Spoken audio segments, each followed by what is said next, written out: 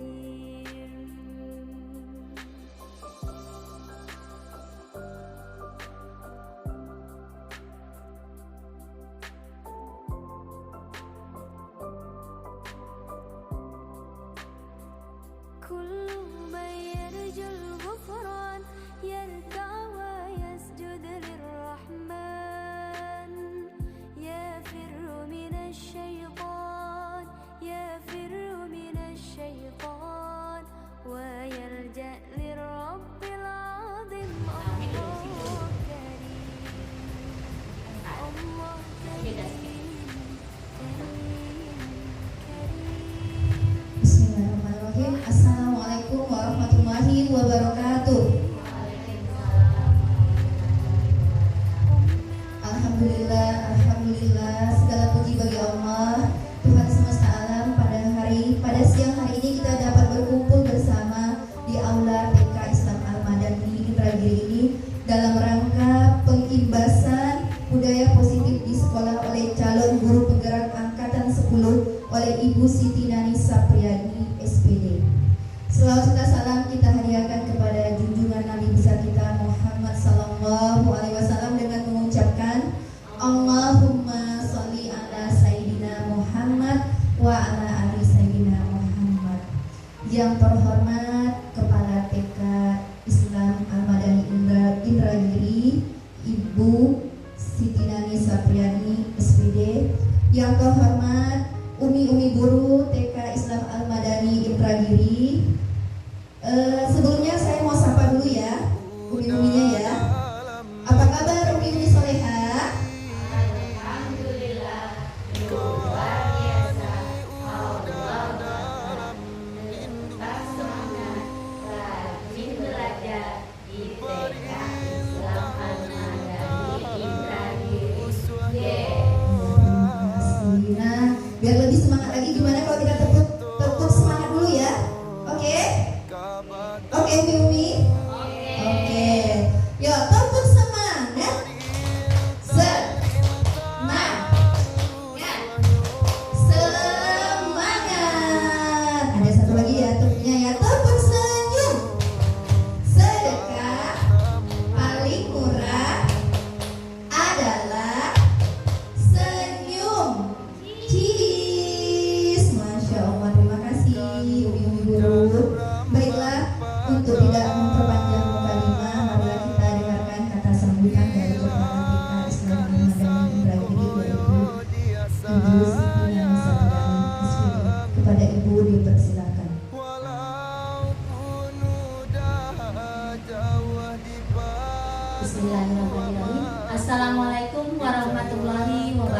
wabarakatuh.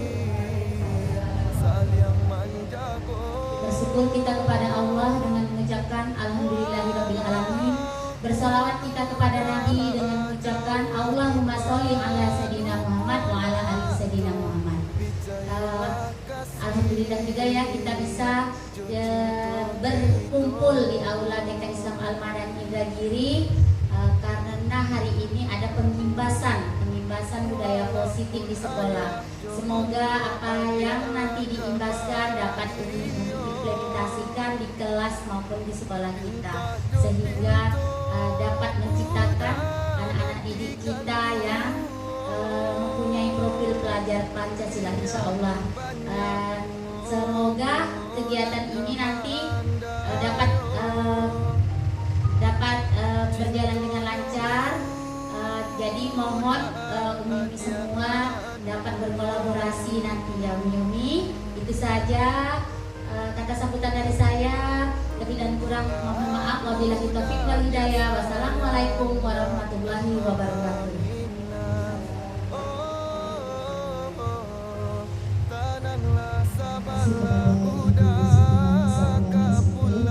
Baiklah, selanjutnya marilah kita bersama-sama mengikuti pengimbasan budaya positif di sekolah yang akan disampaikan oleh calon guru penggerak angkatan 10 yaitu Ibu Siti Nanis Sapriani SPD. Kepada Ibu dipersilakan.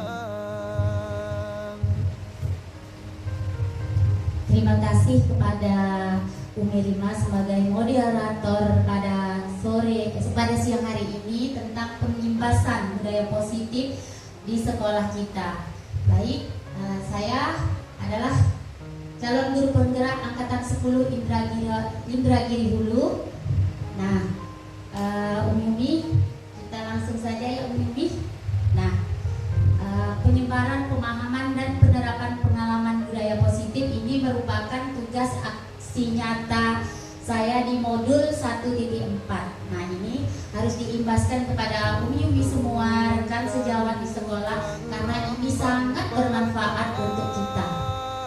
Baik, sebelum saya lanjut ke slide berikutnya, kira-kira ada yang tahu tidak budaya positif itu apa ya? Kebiasaan baik. Apalagi Umi, ayo rusak suaranya Umi. Apalagi kebiasaan baik. Apa Umi? Perilaku baik, kebiasaan baik yang kita tanamkan di sekolah kepada anak-anak didik kita. Oke, kita lanjut ke slide selanjutnya. Konsep inti dari budaya positif itu ada berapa itu? 7 ya, 1, 2, 3. Nah, yang pertama itu adalah perubahan paradigma belajar. Kemudian ada disiplin positif, ada motivasi perilaku manusia, ada kebutuhan dasar. Nanti kita tahu apa kebutuhan dasar manusia itu. Kemudian ada posisi kontrol restitusi, ada keyakinan sekolah atau kelas, dan segitiga restitusi. Nah, segitiga restitusi ini nanti kita membahas bagaimana kita menyelesaikan masalah yang ada di sekolah kita, yang ada di kelas kita dengan segitiga restitusi. Oke, kita lanjut ya Umi. Perubahan paradigma belajar. Kira-kira Umi tahu tidak ada berapa macam pembelajaran yang kita ketahui? Pembelajaran yang berpusat kepada guru dan siswa. Kira-kira selama ini pembelajaran kita berpusat pada guru atau pada siswa? Pada siswa. Pada siswa. Berarti berpusat kepada siswa.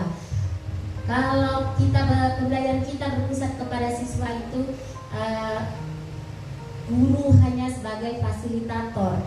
Nah, anak-anak memilih dengan sendiri kegiatannya yang mereka minati. Nah, pembelajaran dengan paradigma baru ini merupakan pembelajaran yang dirancang berdasarkan prinsip pembelajaran berdiferensiasi. Kira-kira tahu berdiferensiasi itu apa nih? Pembelajaran yang bagaimana di kelas?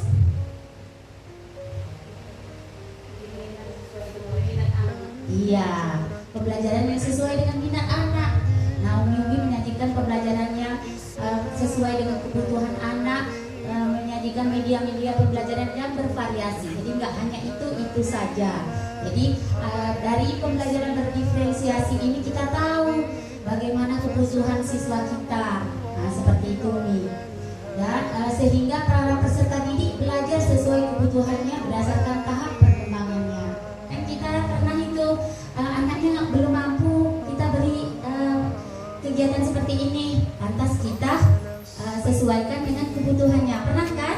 Nah, seperti itu agar pembelajaran berdiferensiasi ini mengcover, mengakomodasi perkembangannya untuk mewujudkan profil pelajar Pancasila. Kira-kira tahu tidak profil pelajar Pancasila itu apa saja? Lagunya? Ayo sama-sama.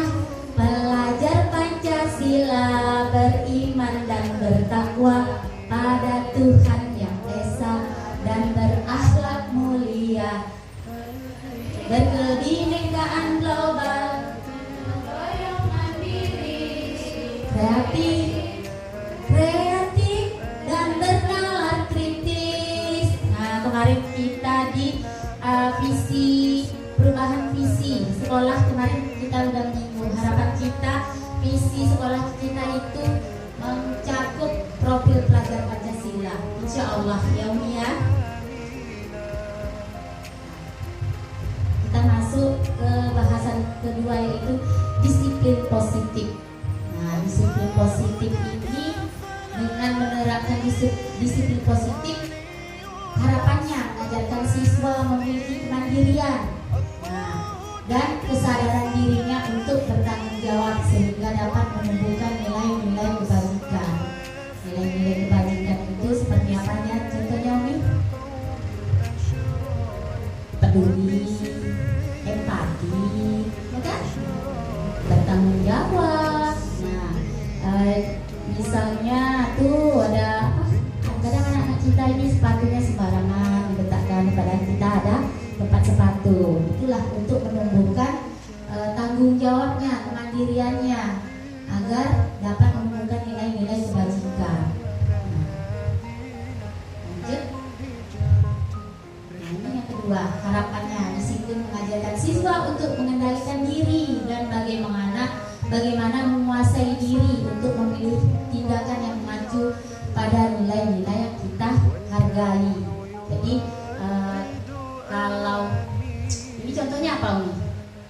Ada yang bisa Umi contohkan agar siswa mengendalikan diri? Misalnya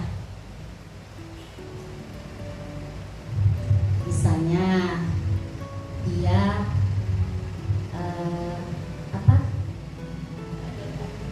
ya saat bertamu. Nah, jadi ada bertamu, kemudian ada tamu juga. Nah, jadi dia dapat mengendalikan dirinya. Jadi akan tumbuh nilai-nilai yang kita hargai. Berarti kalau tumbuh nilai-nilai itu berarti sopan, ya berarti kan. Nih, harapannya lagi, tujuannya itu menciptakan anak-anak yang memiliki disiplin diri dan berperilaku yang memiliki motivasi intrinsik, bukan karena hukuman atau pujian. Nah, motivasi intrinsik, kira-kira apa itu Umi? Motivasi intrinsik. Dalam diri kita dia jadi nggak perlu dia ada hukuman, nggak perlu dia ada pujian, tetapi udah tumbuh dalam diri kita. Misalnya nih Umi udah datang pagi, nggak perlu lagi kepala sekolah bilang datang besok pagi-pagi ya. Paling kan awalnya waktu masuk guru baru masuk, kita datang jam segini, karena itu udah tumbuh kesadaran pada diri kita sendiri. Itu namanya motivasi intrinsik. Kita lanjut lagi, budaya positif yang lainnya itu yaitu motivasi perilaku manusia. Ini ada ilmuwan Brian Gosen dalam bukunya Restructuring School Discipline menyatakan ada 3 motivasi perilaku manusia. Nah, kalau dia mau melakukan sesuatu itu itu dia ada alasannya itu untuk menghindari ketidaknyamanan atau hukuman. Nah, nanti kalau tidak masuk tinggal di sini ya. Nah, itu berarti hukuman. Nah, hukuman tak nyaman dia. Berarti ada perasaan tidak nyaman dalam hatinya kan. Nah, terus untuk mendapatkan penghargaan dari orang lain. Bagus nih, anak Umi nih, pintar barisnya, masuk. Itu dia. Terus untuk menjadi orang yang mereka inginkan, dan hargai diri mereka sendiri dengan nilai-nilai yang mereka percayai. Nah, itu motivasi perilaku manusianya. Yang ketiga, selanjutnya, ini cara guru untuk menumbuhkan. Kita lihat kenapa bisa jadi motivasi eksternal. Guru dapat mengidentifikasi murid yang ada di sekolahnya dengan mencermati perilaku murid-muridnya. Tahu kita kan mana yang cuma motivasi eksternalnya, mana yang motivasi yang tumbuh dalam diri kita. Tahu kan Umi? Anak-anak cuma hanya untuk menghindari hukuman, tapi ada yang tidak perlu kita berikan pujian, dia sudah melakukan itu sendiri. Jika murid berperilaku untuk menghindari ketidaknyamanan atau hukuman maupun perilaku ingin mendapatkan penghargaan atau pujian, maka perilaku tersebut merupakan motivasi eksternal. Motivasi eksternal. Kita lihat yang motivasi internalnya. Guru dapat memunculkan motivasi internal dalam diri anak didiknya dengan cara menghindari hukuman dan tidak memberikan hadiah secara berlebihan. Sering kita lakukan, Umi? Memberikan hadiah cara mudah, tapi tidak untuk jangka panjang. Ternyata itu cuma jangka pendek aja. Karena tujuan dari disiplin positif adalah menanamkan motivasi pada murid-murid kita, yaitu untuk menjadi orang yang mereka inginkan dan menghargai diri sendiri dengan nilai-nilai yang mereka percayai dalam jangka yang panjang. Kalau udah tumbuh motivasi dalam diri dia sendiri, itu akan terus sampai dia SD, SMP, SMA, itu udah tertanam karakternya gitu. Tapi kalau dia motivasi eksternal itu hanya dalam waktu pendek, besok tidak ada hadiah, seperti itu lagi. Sering kita temui seperti itu anak-anak kita, Umi? Nah, sering. Nah, ini lanjut. Kebutuhan dasar manusia. Ada penguasaan. Nah, penguasaan itu mainan dia mau dia sendiri aja. Ada kan anak kita yang seperti itu? Kemudian kasih sayang dan rasa ingin diterima, bertahan hidup. Kemudian yang keempat adalah kebebasan, kemudian kesenangan. Nah, di sini kita ketemu nih anak-anak, misalnya dia udah dibawain makanan dengan orang tuanya dari rumah, masih juga lihat punya kawannya, masih mungkin dia nggak cukup. Nah, berarti itu kira-kira itu kebutuhan yang perlu terpenuhi, kira-kira apa itu nih? Nah, bertahan hidup. Nah, terus pintu terbuka langsung keluar.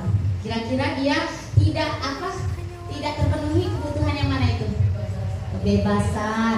Nah, kemudian dia sering aja dia mencari perhatian kita. Ternyata dia tidak terpenuhi kebutuhan kasih sayangnya dan rasa diterima. Ada anak-anak kita seperti itu, Mi? Ada. Nih. Jadi kita harus tahu penyebabnya. Oh, dia sebetulnya kita udah tahu gitu. Cuma kita nggak tahu. Oh, itu rupanya kebutuhan dasar manusia itu seperti itu. Nah, gitu ya, Umi ya. Lihat lagi. Nih. Ketika seorang murid melakukan suatu perbuatan yang bertentangan dengan nilai kebajikan, kebajikan tadi ada empati, peduli, seperti itu ya, Umi, atau melanggar peraturan, maka murid tersebut dikarenakan gagal memenuhi kebutuhan dasar mereka. Nah, seperti tadi kan? Nah, itu jadi kalau ada anak yang melanggar peraturan itu ada yang penyebabnya, karena dia ada yang belum terpenuhi yang kebutuhan dasar manusia tadi. Nah, kita lihat ini. Nah, posisi kontrol restitusi. Berdasarkan teori kontrol Dr. William Gosen berkesimpulan ada 5 posisi kontrol yang diterapkan seorang guru, orang tua maupun atasan dalam melakukan kontrol. Kelima posisi kontrol tersebut adalah pengukur, pembuat rasa bersalah, pemantau, teman, manajer. Nah, ini sering nih kita lakukan di sekolah nih. Misalnya pembuku yang seperti tadi, siapa yang tidak mau baris tinggal di luar. Nah, itu posisi penghukum. Pembuat rasa bersalah, kira-kira Umi ada contohnya?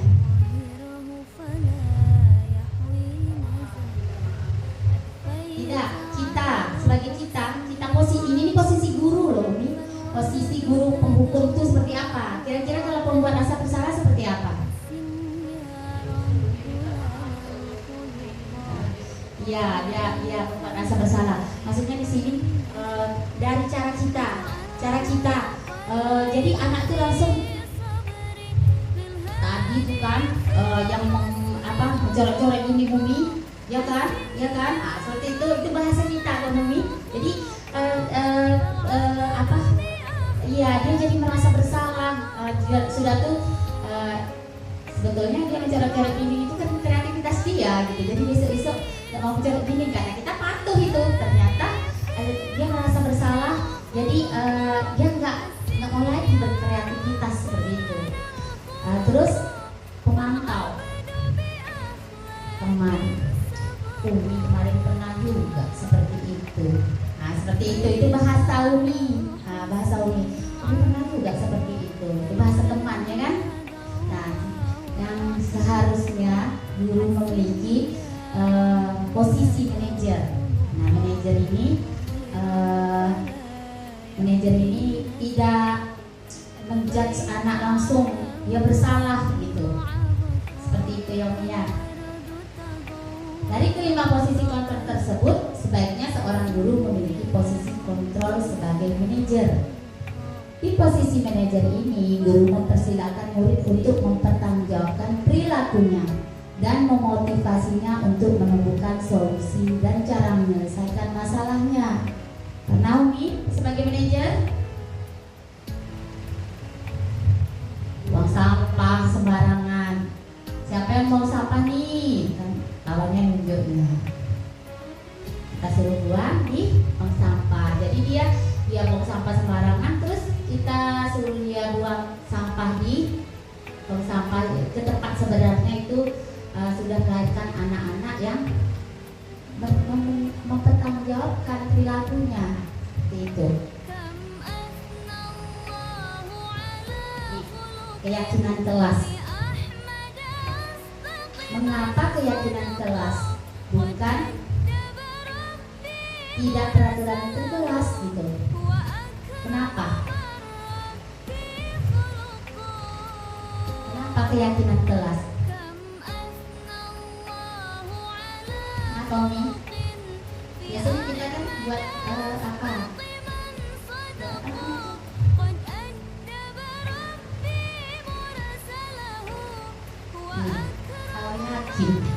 Kalau kita yakin, pasti insya Allah kita mau melakukannya kan?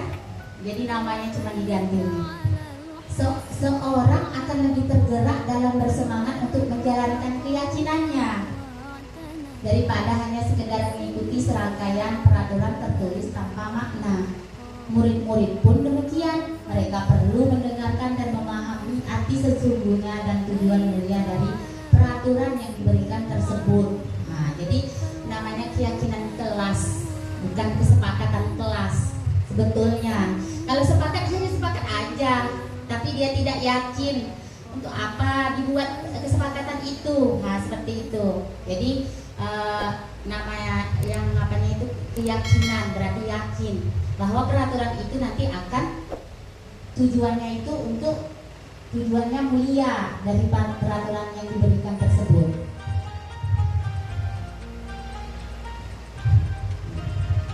dalam keyakinan kelas, guru berperan dalam mewujudkan keyakinan kelas. Nah, sama-sama kan? Kira-kira kalau apa tuh kalau kita makan? Peraturannya, keyakinan kelasnya apa nih kalau kita makan? Apa Umi? Anaknya suruh bilang, dan kita yang buat peraturan gitu. Kira-kira kalau apa makan ini apa ya peraturannya? Yang pertama, makanannya dengan tangan. Nah, itu apa lagi gitu. Jadi anak yang diminta untuk membuat poin-poin dalam keyakinan kelas. Dalam keyakinan kelas memuat pernyataan universal. Nah, pernyataannya yang umum, mudah dipahami anak, tidak terlalu banyak dan dapat diterapkan dalam lingkungan. Kira-kira apa saja yang ada di sekolah gitu.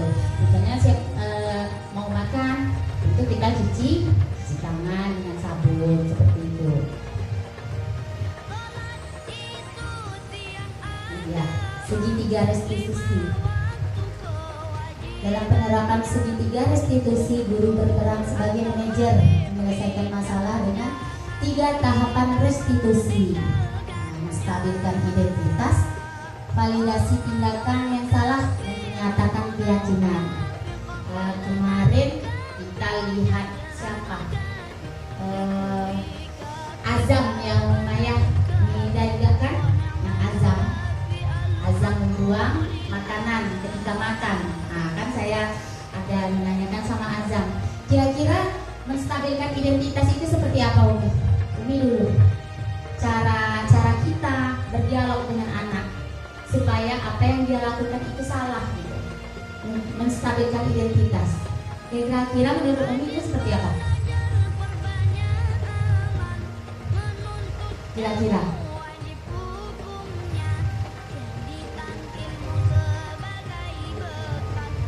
Ya, waktu Azam membuang makanan, kira-kira seperti ini. Tadi Umi melihat Azam membuang makanan, betul? Ya kan? Aku dia kan? Ya Umi, tanya bilang gitu. Terus kenapa Azam buang makanan? Tuh, validasi tindakan yang salah. Kenapa Azam membuang makanan? Kenyang. Terus saya bilang lagi, kalau walaupun kenyang, tak boleh makanan dibuang. Kalau membuang makanan, jadi namanya apa? Nah, seperti itu. Dialog kita dengan anak. Kemudian makanan itu dari Allah. Nah, seperti itu kita terangkan dengan anak-anak. Terus kalau coba kita makan di Palestina, pasti anak lebih mengena gitu. Di Palestina anak-anak tak makan, kasihan lah. Nah, seperti itu Mi, kita sentuh hatinya. Terus besok lagi coba bayangkan kalau kita tidak punya makanan seperti anak-anak di Palestina, seperti apa? Jadi ada apanya? Timbul perasaan rasa bersalahnya seperti itu. Terus menyatakan keyakinannya, besok buang lagi makanannya, tidak. Seperti itu menyatakan keyakinan. Kira-kira apa contohnya lagi Umi? Yang Umi alami banyak itu. Meminta makanan kepada kawan. Kira-kira meminta makanan kepada kawan. Tuh, menstabilkan identitasnya apa?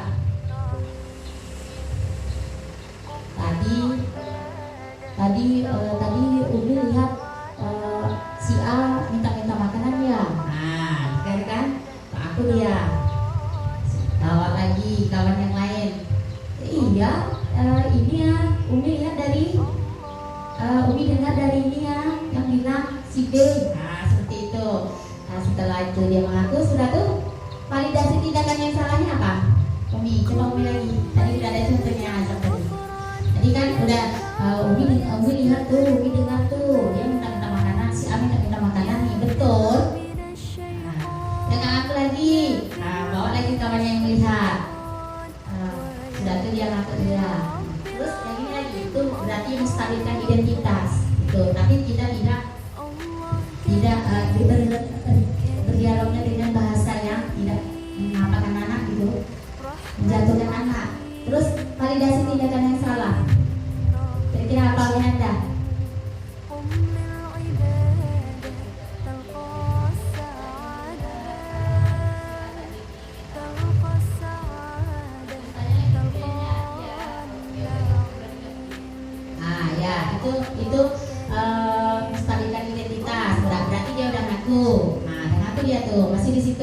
Terus validasi tindakan yang salahnya apa? Iya, cara bicaranya dengan dialog dengan anak, meminta makanan dengan teman itu. Ya ayolah nih lanjut. Ya kalau yang diminta itu banyak makanannya kan, kalau sedikit kasihan kawannya, nanti tidak punya makanan lagi, kan? Jajannya sedikit cuma 2, diminta lagi pula dua-duanya, kasihan kawan. Jadi kan rasa bersalah dia kan. Kemudian menyatakan keyakinan. Seperti itu, kasihan teman-temannya tak punya, gitu kan. Terus ya izin dulu, sudah itu menyatakan keyakinannya. Besok kalau mau minta izin dulu ya nak, kalau temannya tak boleh berarti ya jangan minta, kasihan kawannya, karena kawannya bawanya sedikit juga, gitu, seperti itu. Apalagi Bu Umi, kasus-kasusnya ini perlu nih karena di kelas itu banyak sekali kasus-kasus kita temui. Berebut mainan, berarti kebutuhan apanya tadi, kebutuhan manusianya tadi, kebutuhan dasarnya belum terpenuhi. Itu yang mana tuh kalau ya, Masya Allah, hebat Umi ya. Penguasaan, berarti kita harus tahu, berarti dia kebutuhan dasar kita yang kebutuhan dasar itu ada yang tidak terpenuhi. Jadi kita paham itu, jadi kita tahu bagaimana cara menyelesaikannya.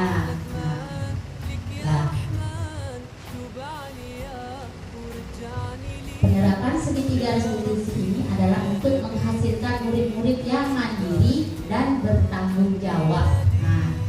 Jadi ketika kita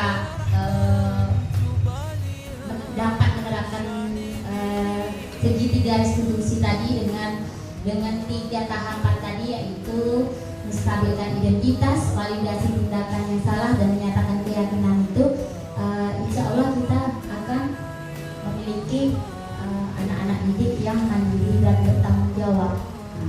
Itu. Itu saja pembahasan dari saya. Kira-kira ada yang mau ditanyakan ini? Udah jelas semua? Kira-kira udah jelas semua? Bertahan hidup. Tadi seperti yang saya sampaikan tadi, Umi Nanda tadi ada sampaikan. Kira-kira Umi Nanda ada yang apa? Coba Umi. Bertahan hidup. Ya, tadi sudah dijelaskan sedikit. Kalau untuk bertahan hidup, dia sudah punya makanan, tapi dia masih punya makanan teman yang lain. Karena apa? Mungkin makanan yang dia punya itu porsinya kurang, sementara dia membutuhkan energi yang lebih, jadi masih terasa lapar gitu. Makanya dia lihat punya teman yang lain, atau dia berusaha untuk minta, tapi anak-anak kan mungkin ada caranya yang tidak sesuai gitu, cara yang tidak baik dengan memintanya itu. Mungkin itu kalau untuk yang bertahan hidup. Umi Risma. Kira-kira udah jelas Umi Risma? Alhamdulillah, saya sudah sangat mengerti penjelasan Umi.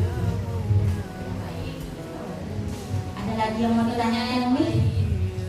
Yang kebutuhan dasar itu tadi kan, kita jadi tahu kan, kita jadi paham kenapa anak melanggar peraturan itu, mengapa gitu, pasti ada sebabnya gitu. Yang seperti tadi, pintu terbuka langsung lari gitu, jadi dia menunjukkan kebebasan. Mungkin saja di rumahnya anak-anak itu ditutup, pulang sekolah langsung tutup pintunya, tak ada main-main di luar, seperti itu. Ada lagi yang mau ditanyakan Umi Linda? Pas Umi Maya, Umi Rima, kira-kira ada materi yang tidak paham? Udah semua, alhamdulillah kalau seperti itu. Iya. Ada sedikitnya apa ya?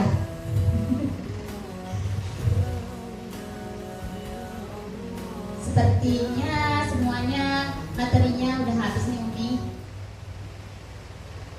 Audiennya pun, pesertanya pun alhamdulillah udah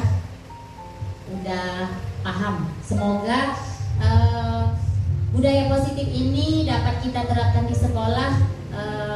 Dengan ilmu yang saya punya sedikit ini, nantinya Umi bisa mengaplikasikannya mungkin lebih bagus dari saya yang memberikan informasi ini kepada Umi. Nah, seperti itu.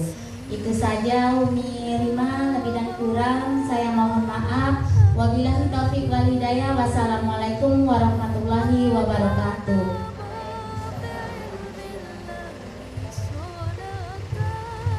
Terima kasih kepada Ibu Siti Nani Sapriani SPD yang mana sebagai calon guru penggerak angkatan 10 yang sudah menyampaikan tentang pengimbasan budaya positif di sekolah.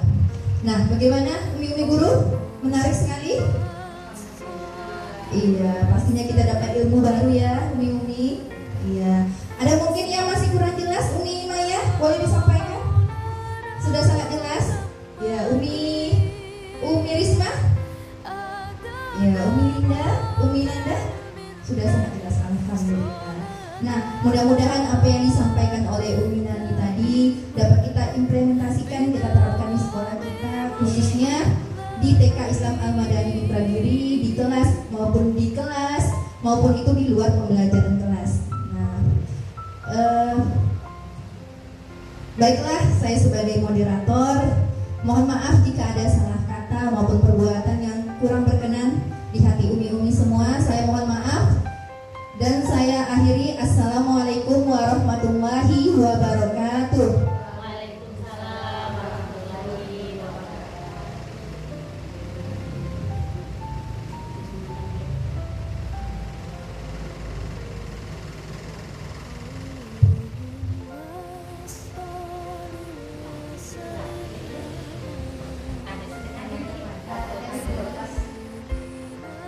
ومولانا محمد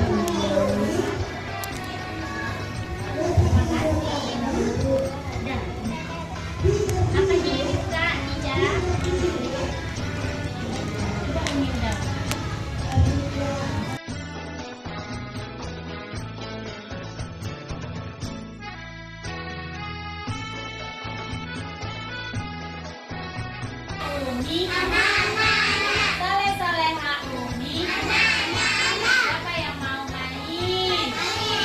Ya, tapi kesepakatan kelas atau ada permainnya siapa aja yang tahu? Nah, yang pertama apa? Pakai sendal. Ada yang bawa sendal? Pakai sendalnya dulu. Pakai sendal dengan kaki kanan atau kaki kiri dulu?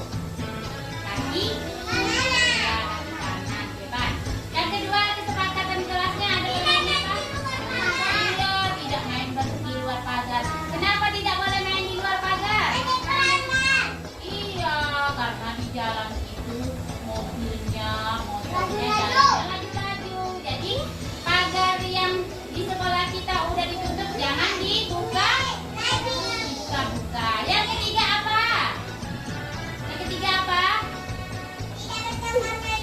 Iya, tidak berebut. Iya, tidak berebut mainan. Boleh berebut? Mainnya sama-sama terus mainnya gantian. Iya, yang keempat apa?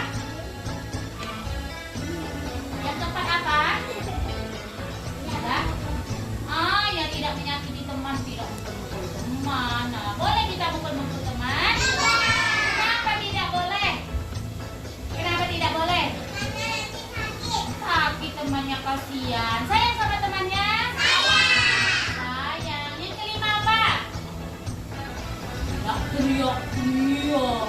Siapa yang suka teriak-teriak kalau main? Mainnya tidak teriak-teriak. Nanti kaget orang-orang yang melihat. Kenapa sih anak-anak yang main-main itu teriak-teriak? Ya berarti kesepakatan kelas kita ada permainnya ada berapa? Jadi mainannya ada berapa?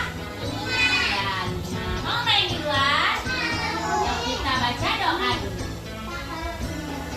Bawa sendal nanti pinjam punya kawan ya. Ada sendal. Nanti pinjam temannya. Yang tak datang hari ini. Yuk, sikap baik berdoa. Ya, sikap baik berdoanya dulu. Gimana? Tampungkan tangannya, kepalanya ditundukkan. Sebelum main kita berdoa supaya apa?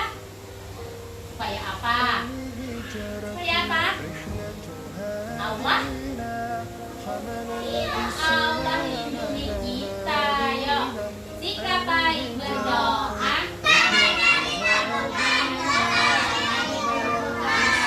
Doa mau bermain.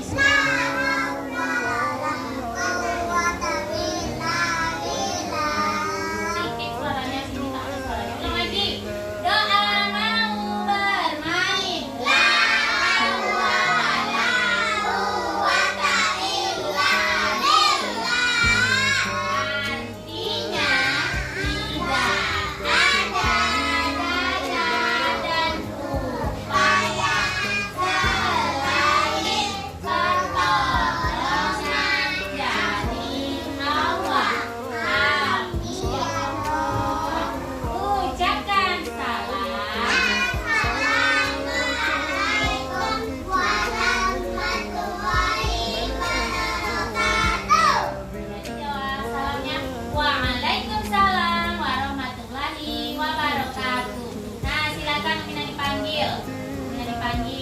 Arpan boleh duluan. Pak Dida, Sipa, Sia, siapa lagi ya? Rusna, siapa lagi ya? Fisya, siapa lagi ya? Dida.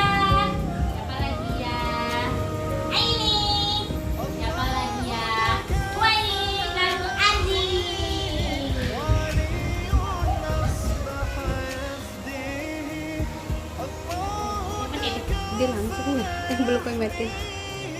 Mana mati nih? Iya, tak apa-apa.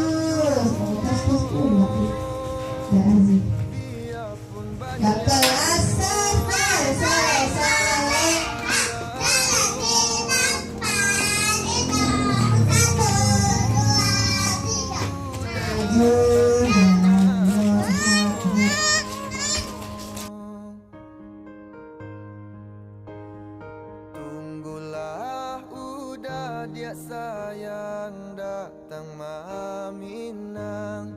Oh, tenanglah sabarlah udah pulang. Tunggulah udah dia sayang datang Maminang. Oh, tenanglah sabarlah. Tadi Umi lihat Azam buang-buang makanan. Iya. Iya, Azam buang makanan. Oh, Azam udah kenyang. Tapi lain kali tidak boleh buang makanan. Azam tahu buang makanan itu apa? Namanya apa? Iya, mubazir. Allah melarang kita membuang makanan. Besok tidak boleh lagi membuang makanan ya. Kalau makanannya tidak habis, dibawa pulang lagi. Oke, janji?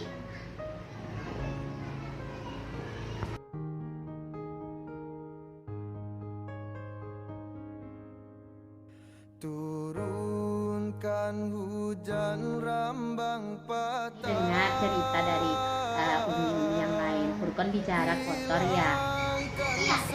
Kenapa Furqan bicara kotor? Ya ini kenapa mengganggu kami di dalamnya. Tapi kalau dia ganggu tak boleh Furqan bicara kotor. Ini kan tidak ajarkan. Kalau kita bicara kotor itu termasuk apa? Tidak? Tidak udah boleh diulangi lagi ya. Ya. Janji.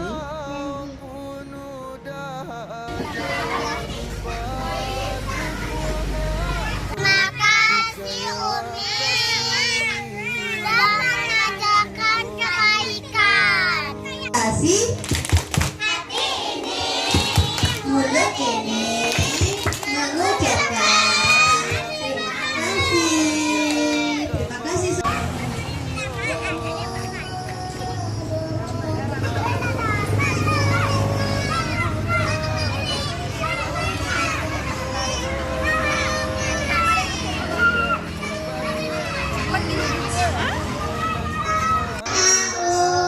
Lalu mafis samawati wa mafil ard ma'uzalladzi yasba'u indahu.